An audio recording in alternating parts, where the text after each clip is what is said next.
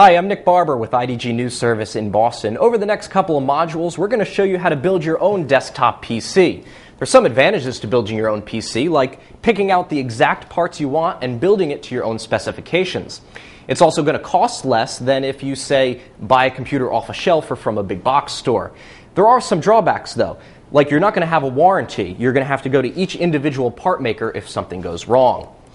So let's go ahead and take a look at the components that we chose. We're going to build a system with video editing in mind, so our components are going to be a little bit higher than, say, a normal PC, but there are still going to be certain parts that you definitely need inside of your computer. So let's take a look.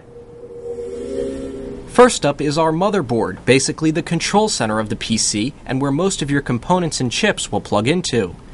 When you buy a motherboard, there are a few things you want to keep in mind. Make sure it has the right number and right sizes of sockets for your CPU, memory, and other cards. In our case, we chose the EVGA E760 Intel X58 motherboard for about $420. You'll notice that most of your components will come in anti-static bags when you first unwrap them. It's important to keep them in these bags until you're ready to assemble. Static shocks can ruin PC components, so be sure to ground yourself by touching metal before touching a component, or by wearing an anti-static wrist strap like this one. Next up is our processor, which is the brains of the PC. When we assembled our PC, one of the best processors we could buy was the Intel Core i7-980X. It's a 3.3 GHz 6-core desktop processor. It also has hyperthreading, which means we'll effectively have 12 processing cores for our PC. This would be overkill on a traditional desktop, but since we'll be editing video with it, the 12 cores will come in handy. For this particular CPU, Intel included a fan and a heatsink. You can use that, but for our PC, we bought our own fan. Intel also gave us thermal paste, which goes between the processor and the heatsink, but again, we opted to buy our own. In that large package is one of the smallest and most expensive parts of the PC, the CPU. It cost us about $1,000.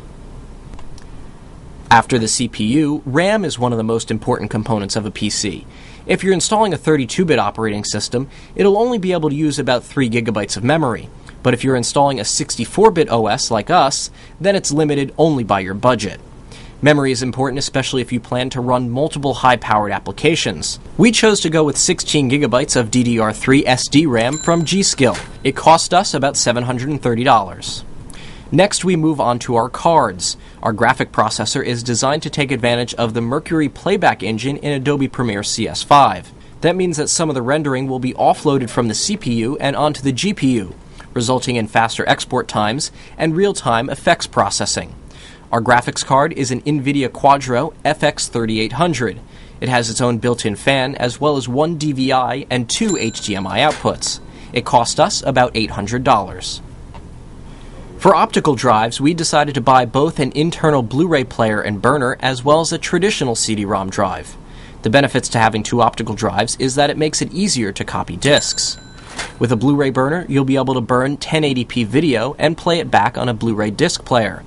Our Pioneer Blu-ray disc DVD CD writer cost about $200, and our Light-On 24x DVD writer with LightScribe support cost about $32. Many PCs have a single hard disk drive, but for our purposes, we decided to go with 3. The first one is a Western Digital Velociraptor 150 GB, 10,000 RPM SATA 3 gigabit per second drive. Let's break that down. The storage capacity is 150 gigabytes. It spins at 10,000 revolutions per minute, which is pretty fast for a drive, and its data transfer speed is 3 gigabits per second. We're going to install our operating system and only our operating system on this drive.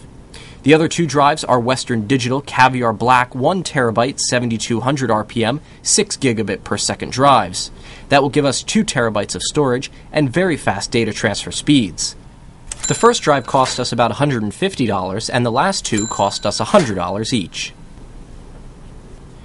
Next up, we'll take a look at our input ports. Since many of our devices connect via USB, we decided to add on a bunch of extra ports. This Rosewheel USB 2.0 adapter has 5 USB ports. It will plug into our motherboard and add 4 ports on the back of the case and 1 port on the inside. It cost us $12. On the front of our case, we'll add a card reader with 5 slots that can handle more than 30 types of media cards like SD, compact flash, micro SD, and others. It also includes one extra USB port. The Kotek all-in-one card reader cost us about $20. As we mentioned before, we've decided to go with an aftermarket fan and heatsink to cool our CPU. It's important to buy a fan powerful enough so that your CPU doesn't overheat. For our system, we chose the Arctic Cooling Freezer 7 Fluid Dynamic CPU cooler for about $40. The last piece of internal components for our system is the power supply. Power supplies are measured in watts, and for our high-end system, we went with a 1,000 watt power supply. We chose a Silverstone ST1000P modular active PFC power supply. The nice feature about this unit is that you only need to attach the plugs that you need. In some power supplies, all of the wires are permanently affixed to the unit, so the leftover ones that you don't use end up sitting bundled at the bottom of your case. It cost us about $190. Some other things you might want to consider for a PC are some peripherals. For ours, we already had a few monitors and a keyboard, so we didn't need to buy those. We instead bought a Logitech S220 17-watt 2.1 speaker system for about $30, an 8-button Logitech MX518 wired optical mouse for $43, a Logitech C600 2-megapixel USB webcam for $70, a Serago BTA 6210 USB Bluetooth dongle for $25, a 20 count of blank Blu-ray discs for $30, and a Haupag Dual TV tuner card for $115. Last but not least, we bought a full-size tower to house all of our components. We decided to buy the Cooler Master Cosmos 1000 for about $170 because it had a number of different features we liked. It had 4 built-in cooling fans, enough bays for us to install up to 6 hard drives internally, and 5 bays on the front panel.